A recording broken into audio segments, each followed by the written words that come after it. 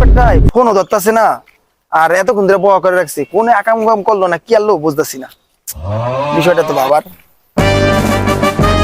এই বেটা তোরা আর সময় হলে হবে বেটা, 1 ঘন্টা ধরে বয়া করে রাখছো, কতগুলা ফোন দিলাম ফোন ধরস না। নামাজ টাইমে ফোন দিচ্ছে বেটা, নামাজ পড়ছ না, বেনামাজি। গো কি কই, আমি কি এই দেশে আছি নাকি অন্য দেশে চলে গেলাম?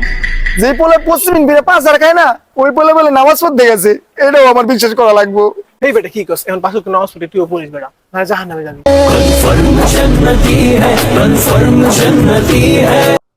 বুঝলাম নামাজ পড়ুম, ভালো একটা কথা বলছো, কিন্তু কাহিনীটা কম মামা, কি হয়েছে সত্যি কথা কত, কাহিনীটা আমার কত। কি এর কাহিনী বেটা, তুই নামাজ লেও কাহিনী খুঁজছিস বেটা?